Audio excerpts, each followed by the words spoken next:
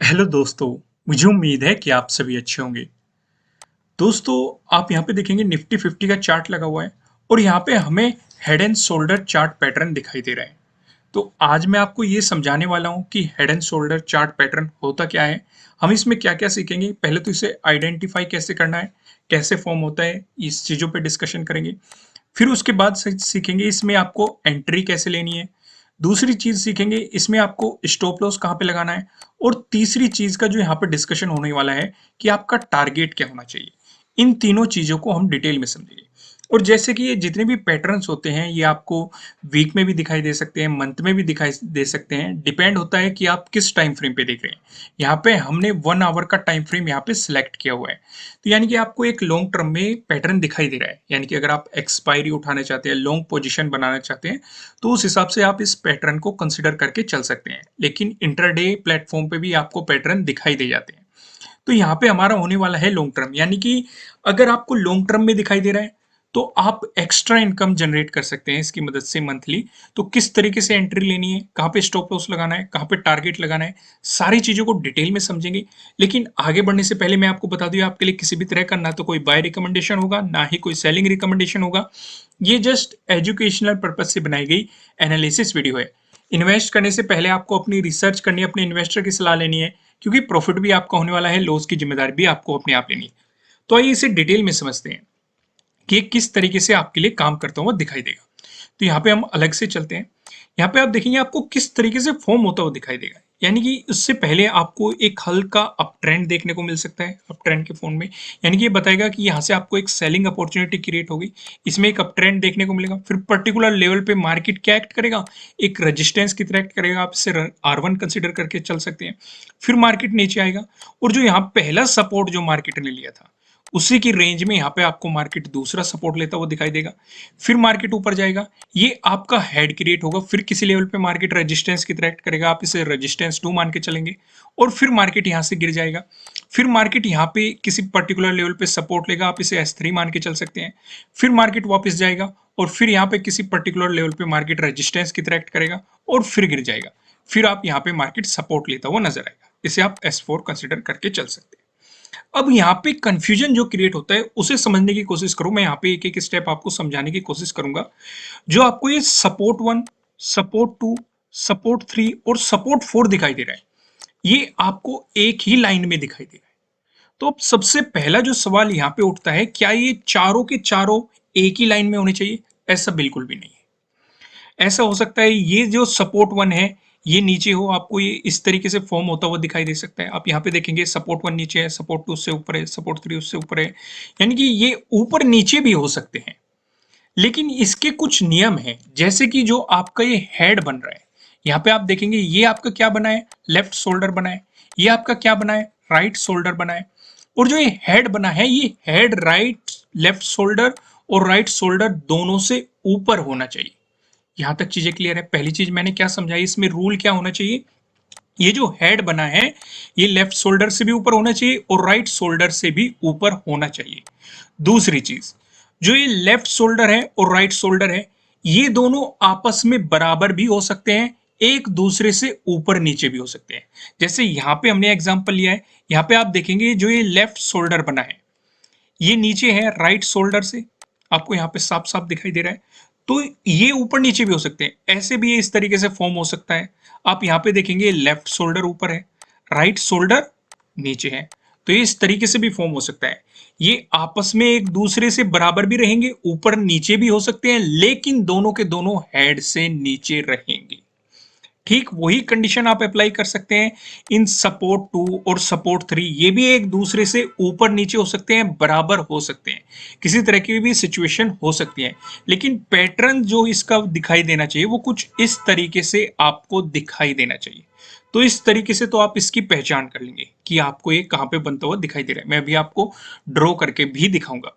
फिलहाल हम वहां पे भी चार्ट पे भी जाके देखेंगे जहां पे मैंने आपको दिखाया था। मैं आपको एक झलक दिखा देता हूं। यहाँ पे भी हम देखेंगे कि इसकी मदद से एंट्री कैसे लेनी है। पर लेकिन उससे पहले मैं आपको अलग से भी समझा देता हूं। मान लो ये आपको पैटर्न फॉर्म होता हुआ दिखाई दे रहा है। यहाँ पे देख रहे हैं ना, ये आपका क्या हो गया, लेफ्ट शोल्डर। ये आपका क्या हो गया, हेड। ये क्या आपका हो गया, राइट शोल्डर। तो यहाँ पे जो ये लाइन ड्रॉ की है हमने, जो कि इन सपोर्ट से मिलके ड्रॉ की गई है, जितने भी आपको ये सपोर्ट दिखाई दे रहे थे, खासकर आप इस सपोर्ट को और इस सपोर्ट को कंसिडर करके चल सकते हैं। इससे मिला के जो आप एक लाइन ड्रॉ करेंगे, इसे बोलेंगे हम नेक लाइन। अब इस ये नेक लाइन का बहुत बड़ा रोल है, क्योंकि यही नेक लाइन हमें एंट्री के बारे में बताने वाली है, और यही नेक लाइन हमें टारगेट के बारे में बताने वाली है, और यही नेक लाइन हमारी मदद करेगी स्टॉप लॉस कहाँ लगा होना चाहिए। तो हम इसे नेकलाइन को ड्रॉ करने की, ड्रॉ कैसे करना है, इन सभी सपोर्ट पॉइंट को आप मिलाएंगे और एक लाइन ड्रॉ कर देंगे। क्लियर है, यहां तक भी कोई कंफ्यूजन नहीं है। अब बात करते हैं एंट्री की। आपको इंतजार करना है, जैसे ही इस नेक लाइन का ब्रेकडाउन मिलता है, उससे जो अगली कैंडल है उस पे आप अपनी एंट्री बना सकते हैं। मैं फिर से कह रहा हूं, क्योंकि एंट्री लेना सबसे मेन पॉइंट होता है। जो भी कैंडल इस नेक लाइन का ब्रेकडाउन करेगी, ब्रेकडाउन प्रॉपर होना चाहिए, कैंडल की क्लोजिंग नीचे होनी चाहिए, उससे अगले वाली कैंडल पे आप इसमें एंट्री ले सकते हैं। बात करें दूसरे की, समझ गया आप यहाँ पे नेकलाइन का कितना बड़ा रोल है। स्टॉप लॉस की बात करें, स्टॉप लॉस में काफी लोगों की अलग अलग सिचुएशन है, अलग अलग मतभेद यहाँ पे दिखाई देते हैं, पर लेकिन मैं आपको सारे एक्सप्लेन करने की कोशिश करूंगा, और दो चीजें मैं आपको बताऊंगा, आप अपने अकॉर्डिंग कोई सी भी अप्लाई करके चल सकते हैं। पहले तो वो लोग होते हैं जो ज्यादा रिस्क लेना पसंद करते हैं। दूसरे वे लोग होते हैं जिन्हें मतलब सेफ साइड खेलना पसंद है, कि भाई ना तो ज्यादा लॉस हो, इस तरह की सिचुएशन होती है। तो क्या होता है, जैसे ही जो भी कैंडल इसका ब्रेकडाउन दे रहे हैं, पहले उन लोगों के बारे में दोनों ही स्टॉप लॉस बता देता हूं मैं, लोग कहां पे लगाना पसंद करते हैं। जैसे कि एक बड़े टाइम फ्रेम पे आपको दिखाई दे रहा है, कुछ लोग क्या पसंद करते हैं, जो ये राइट शोल्डर बना हुआ है, इसके हाई के ऊपर अपना स्टॉप लॉस लगाना पसंद करते हैं। कुछ लोग पहले इस तरह के लोग होते हैं। दूसरे लोग किस तरह के होते हैं, कि जिस भी कैंडल ने नेक लाइन का ब्रेकडाउन दिया है, उससे पहले वाली जो कैंडल है, उसके हाई के ऊपर अपना स्टॉप लॉस लगाना पसंद करते हैं। क्लियर है, ये लोग कम रिस्क ले रहे हैं, और ये लोग क्या ले रहे हैं, ज्यादा रिस्क ले रहे हैं। ये डिपेंड आप पे करता है, आपने का मनी मैनेजमेंट कैसा है, रिस्क मैनेजमेंट कैसा है। मैंने दोनों ही तरीके आपको बता दिए, तो आपको स्टॉप लॉस का भी कंफ्यूजन क्लियर हो गया। अब बात आती है टारगेट कहां पे होना चाहिए हमारा।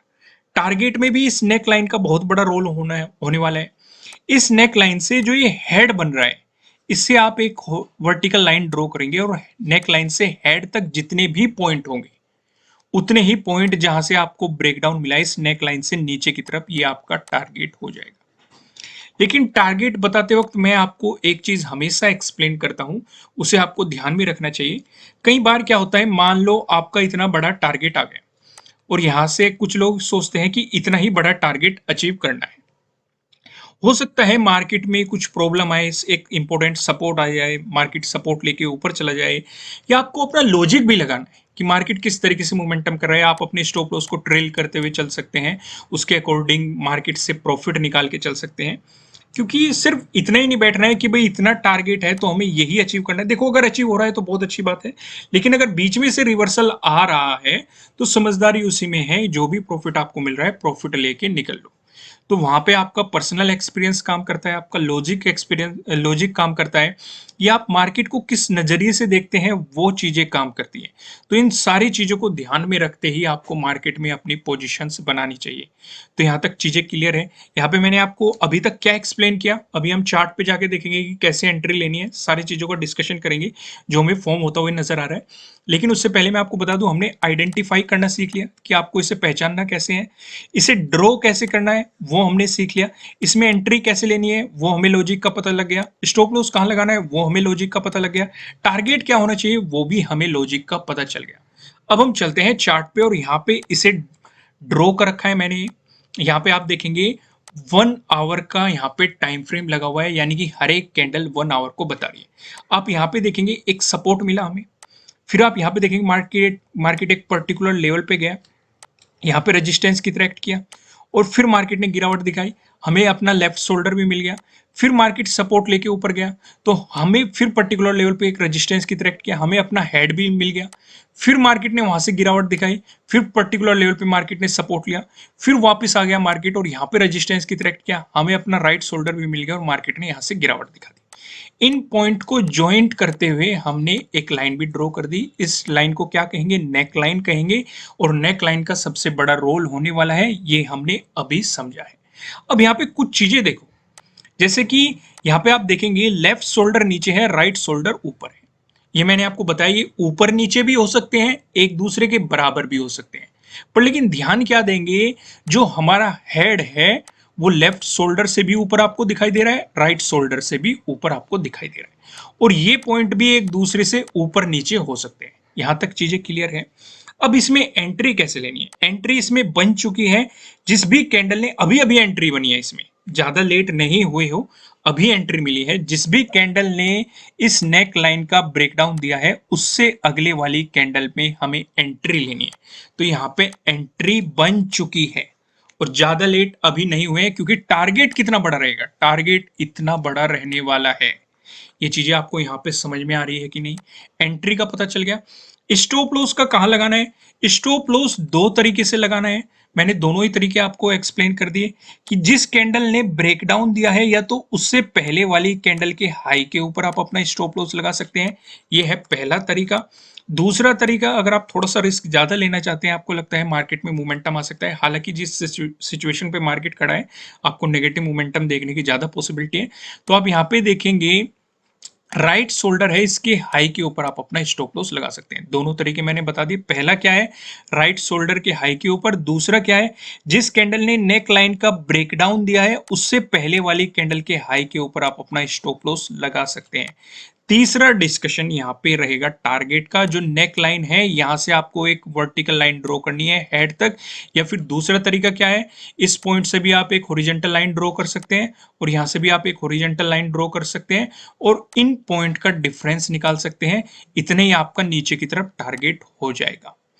लेकिन यहाँ पे मैंने आपको इसे थोड़ा सा जल्दी जल्दी में एक्सप्लेन किया है, या फिर आप ये भी कह सकते हैं जो जरूरी चीजें हैं वो एक्सप्लेन की है कि किस तरीके से एंट्री लेनी है, टारगेट कहाँ होना चाहिए, स्टॉप लॉस होना चाहिए। लेकिन अगर आप इसे डिटेल में समझना चाहते हैं तो आपको हमारी वेबसाइट पे जाना है। वेबसाइट का लिंक नीचे डिस्क्रिप्शन में है। यहाँ पे मैंने डिटेल में समझाया हुआ है head and shoulder chart pattern. सिर्फ इतना ही नहीं, यहाँ पे ये भी समझाया गया है inverted head and shoulder chart pattern. तो जैसे आप वेबसाइट पे क्लिक करेंगे, कैटेगरीज में आप जाएंगे, चार्ट पैटर्न्स पे आप क्लिक करेंगे, तो आप यहाँ पे जाके दोनों मिल जाएंगे आपको, head and shoulder chart pattern भी और inverted head and shoulder chart pattern भी। तो सबसे पहले आपको पढ़ना है head and shoulder chart pattern. इसमें डिटेल में समझाया गया है, कुछ एग्जाम्पल भी दिए गए हैं। यहाँ पे तो मैं आपको एक ही एग्जाम्पल से दिखा रहा हूँ जो कि आपको बनता हुआ दिखाई दे रहा है, और अपने आप से भी आपको इसे ड्रॉ करना है। निफ्टी 50 में दिखाई दे रहा है ये, और 1 आवर के टाइम फ्रेम पे आपको ये दिखाई दे रहा है। जाइए इसे ड्रॉ करिए, एंट्री समझिए, एंट्री इसमें कैसे लेनी है। एंट्री बन चुकी है जो कि मैं आपको बता चुका हूं, लेकिन ज्यादा लेट नहीं हुए हैं। प्रॉपर स्टॉप लॉस आपको पता होना चाहिए कहां पे लगाना है, टारगेट आपको पता होना चाहिए कहां पे आपको अचीव करना है। अगर आप इससे एक्स्ट्रा इनकम जनरेट करना चाहते हैं तो इजीली आप जनरेट कर सकते हैं। कभी कभी इस तरह के पैटर्न आपको दिखाई देते हैं, अगर बड़े टाइम फ्रेम पे दिखाई दे रहे हैं तो आप उनसे उस मंथ में एक्स्ट्रा इनकम थोड़ी सी जनरेट कर सकते हैं। इसी तरह की और इंटरेस्टिंग वीडियोस अगर आप देखना चाहते हैं और भी जो पैटर्न मार्केट में दिखाई दे रहे हैं उन्हें समझना चाहते हैं, तो जल्दी से मुझे कमेंट करके बता दो, क्योंकि समय समय पर मैं आपके लिए इस तरह के कंटेंट लाता रहूंगा। नए हो चैनल पे तो नए चैनल को सब्सक्राइब करो, बेल आइकन प्रेस करना, जिससे आपको आने वाली वीडियोस के नोटिफिकेशन मिल सकेंगे। वीडियो को लाइक कीजिएगा और वेबसाइट पे विजिट कर लेना। वेबसाइट का लिंक नीचे डिस्क्रिप्शन में है। फिर मिलेंगे किसी नेक्स्ट वीडियो में किसी अच्छे कंटेंट के साथ। Thank you.